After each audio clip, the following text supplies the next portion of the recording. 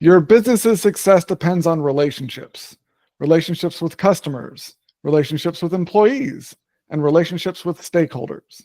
What do they all have in common? They're all human. Because no matter if your business is B2B or B2C, it's really H to H, human to human. Welcome to the Human Connection Podcast. I'm your host, Karl Pontau.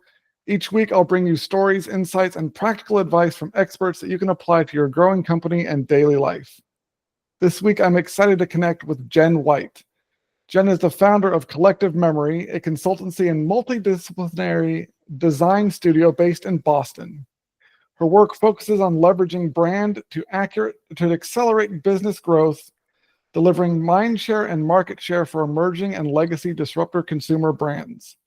She has guided countless startups, including ColourPop Cosmetics and Savos brands, now part of Campbell's and former owners of Rao's homemade pasta sauce and Noosa yogurt, and has been a key partner to international giants like Belcorp, Sauce, and I'm going to cut this. Let me just restart this. I'm sorry. Sure. Yeah. This week, I'm connecting with Jen White. Jen is the founder of Collective Memory, a consultancy and multiple. It's a mouthful. This week, I'm connecting with Jen White. This week, I'm connecting with Jen White. Jen is the founder of Collective Memory, a consultancy and multidisciplinary design studio based in Boston. Her work focuses on leveraging brand to accelerate business growth, delivering mind share and market share for emerging and legacy disruptor consumer brands. She has guided countless startups, including ColourPop Cosmetics and Savos brands, now part of Campbell's and former owners of Rao's homemade pasta sauce and yogurt, and has been a key partner to international giants like Belcorp, AJE Group, and Johnson & Johnson. With over 2 decades of entrepreneurial experience, her work brings innovation, clarity, and perspective to senior and executive leadership, helping them see over the horizon, positioning organizations for optimal growth, and guiding them to their most powerful market potential. Congrats on your success with Collective Memory, and welcome to the Human Connection Podcast. Thanks so much, Karl. I'm so happy to be here. I really appreciate the invitation. Awesome. So I love something you included when we first started the discussion was that the importance of emotional intelligence in branding. Tell me more about that. I think that, like you said in your intro, the business is really built on a human to human connection. And I think that oftentimes executives forget that, in service of the balance sheet or the bottom line. It's oftentimes looked at as, what are the numbers that are supporting us? What are the numbers of growth that we're seeing? What is the engagement and all of that? But in the end, it is really about how do humans respond to what we're doing, and how is it that we can do that better? And by having a strong relationship with those humans is really sort of, in my mind, the key to unlocking all of that future success. Yeah, I totally agree. I think in the last decade or so, companies have gotten, and leaders have gotten really enamored with kind of like the dashboards and all the numbers and making the numbers look good, and forgetting that it's not the numbers themselves that are important. It's the relationships people have with your brand and your company, and the actions they take because of it. And because people see it's hard to, like, you can't put a KPI on this, like, on the relationship strength. Like, there's so much more that goes into building strong relationships, and you can easily distill down into a dashboard. And so if you neglect those in favor of what seems like the easier trackable metrics, then you miss out on longer term stability and growth, because you're not actually treating people like people, you're treating them like a statistic, and no one likes to be treated that way. Even in the finance world, I definitely, think about shareholders being a part of that relationship and managing that relationship triangle in a very intentional way. And So when I think about branding, my sort of approach to looking at the internal workings of how you optimize your business around brand, it's really thinking about three different key factors. It's your consumer base, it's your employees, and it's your shareholders. And I think that's fairly typical. I think that most business owners do understand that they have those different audiences, but centering those different audiences at every juncture in which you are thinking about working is critical in building that brand relationship. And I think that's really where leading with brand and having organization that is brand centric is different than a typical brand or a typical company that is really just focused on sort of revenue growth and driving the bottom line. Yeah, it definitely seems like the people are trying to take too many shortcuts and to get to that revenue, and they are cutting corners. And I think they're at the point in the world, like the way the world is right now and the market is right now, there's no real corners to cut anymore without, and it's not sustainable. And so I think what people are realizing is that you have to go back to the basics of building these proper relationships with those groups, the customers, stakeholders, and the employees, to not be as vulnerable to disruption as a lot of companies are, because they don't have the sort of relationships beyond the transaction. So I'd love to hear a story of how you've helped companies go from this bottom line focus to a more brand focused approach, and what those results were like for them. Yeah, I had a client that I was working with. Actually, you mentioned them in the intro, and they were when they existed, they did sell to Campbell's. They were a very, very hard charging organization.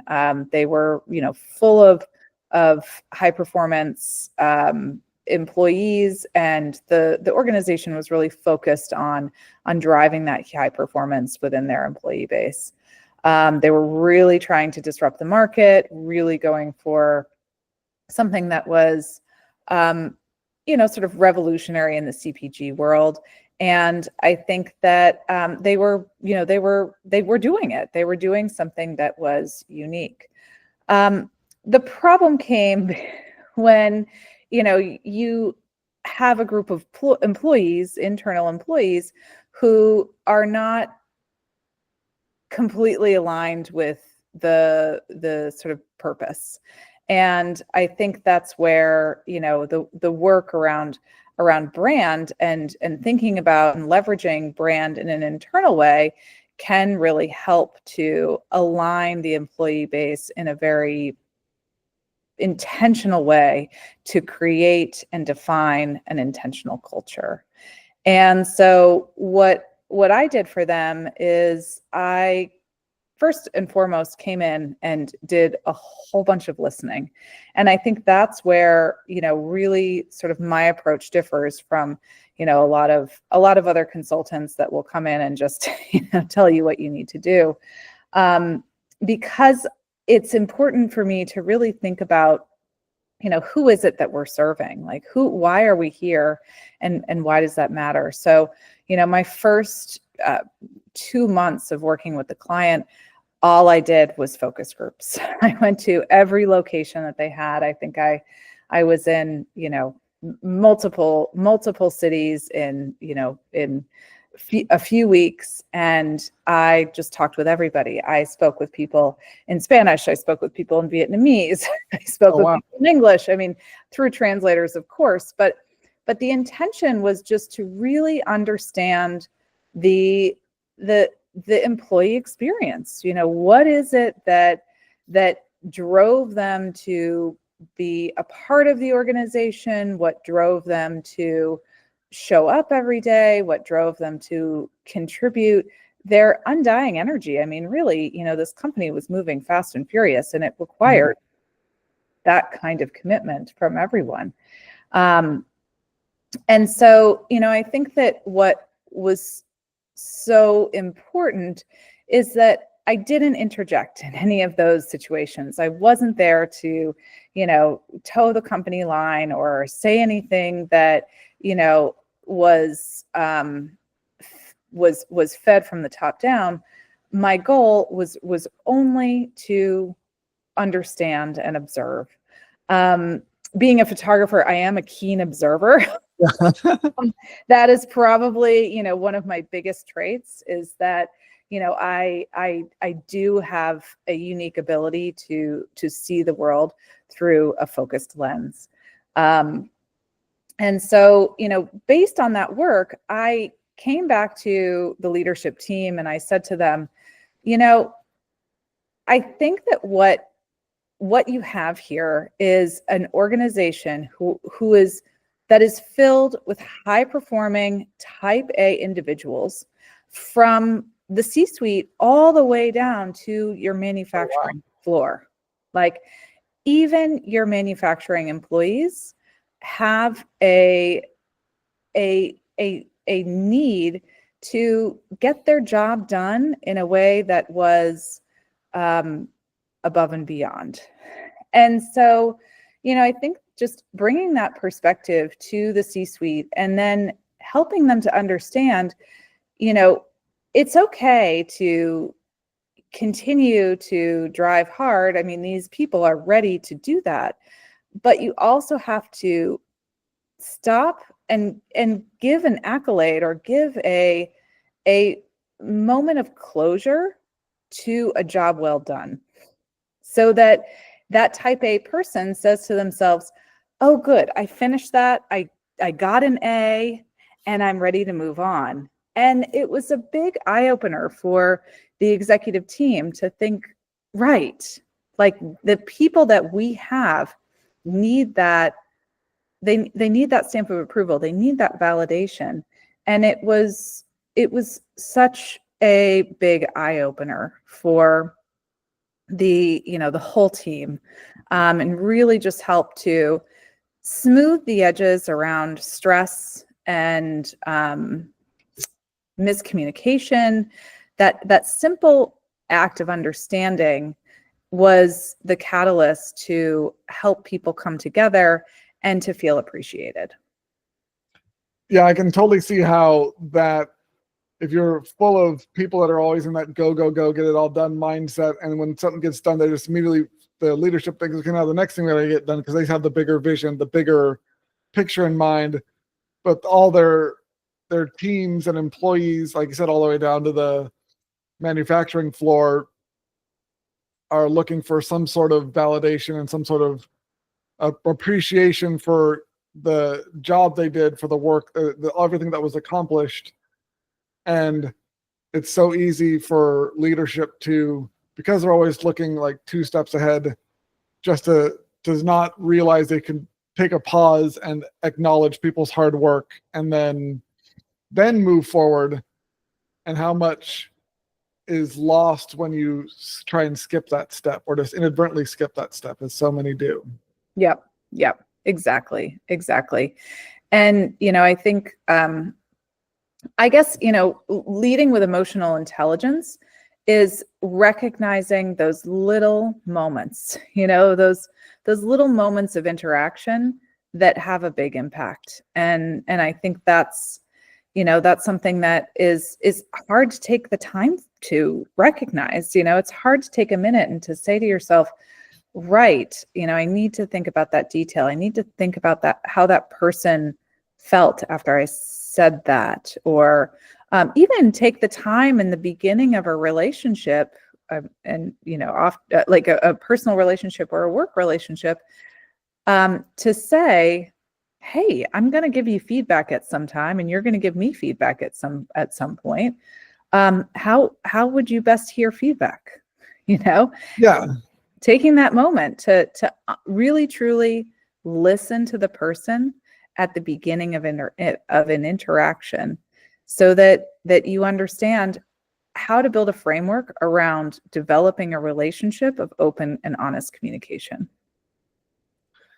Yes, that's so key, and I think missing from so many companies is that open communication, that approachability and the transparency with leadership that people often feel they can't communicate openly, or they're not going to be listened to. They don't feel listened to, and so it really causes a lot more friction and leads to a bunch of issues a lot of companies are struggling with, which is like high employee turnover and loss of productivity because companies aren't feeling, or the employees aren't feeling heard at these companies and are appreciated. And so it's amazing that what was kind of if someone is realizing, oh, maybe I'm having some of these issues in my company, what something they can start to do, put into practice that'll help them start to listen better to their employees and open these clear communication channels.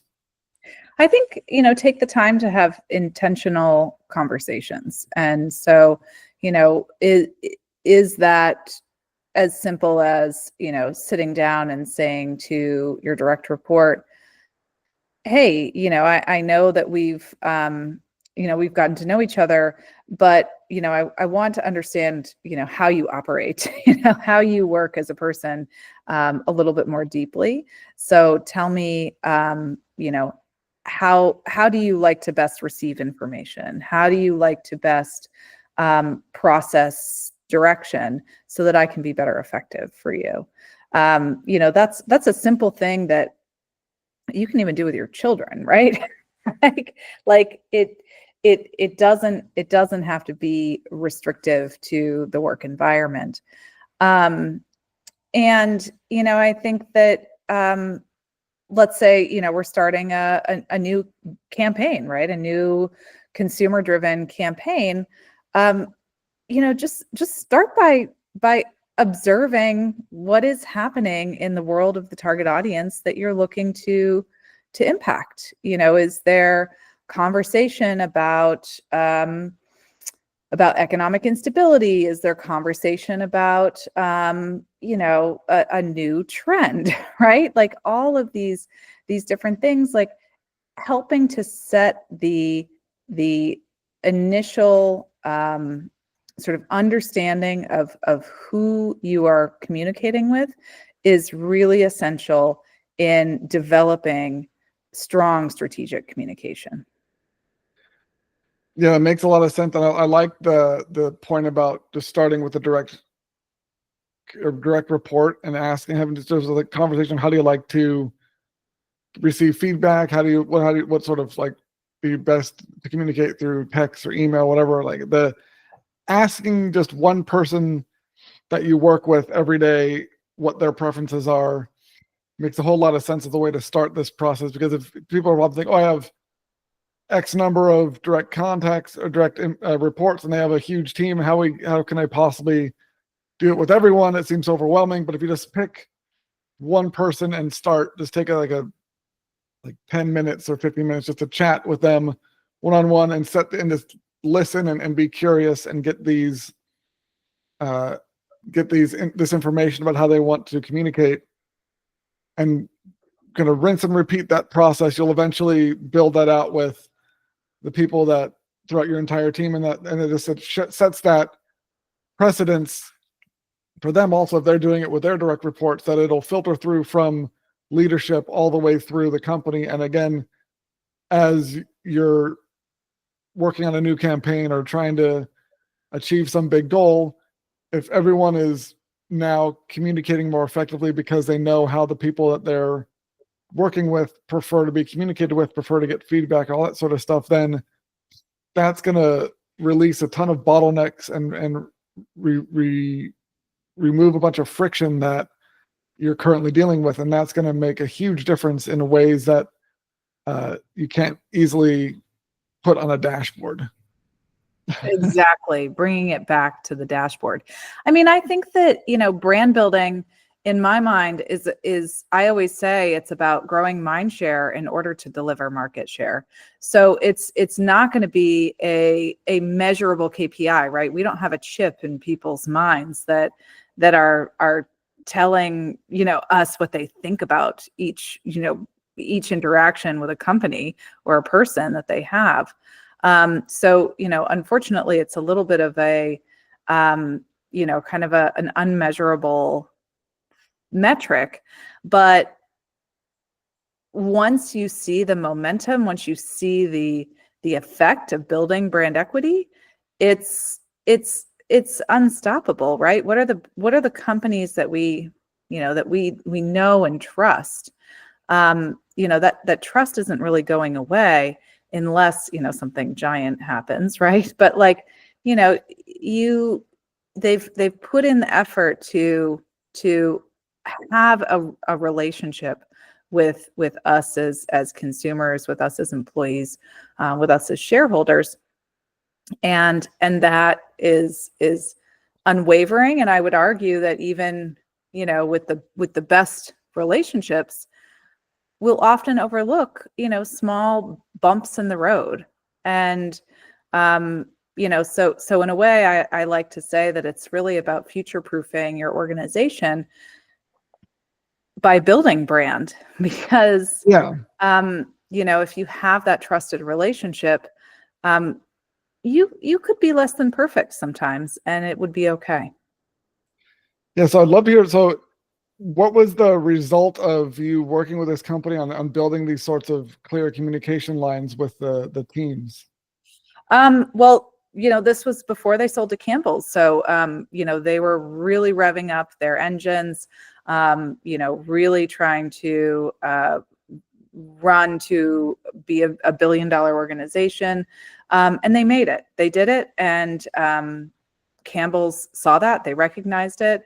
And they sold. And, I think that a lot of the employees went home to the bank and were happy, and a lot of them folded into the Campbell's organization. So ultimately, I think that the work that we did had an impact in how people were, the energy that people had to show up to work on a regular basis and continue to put in their all.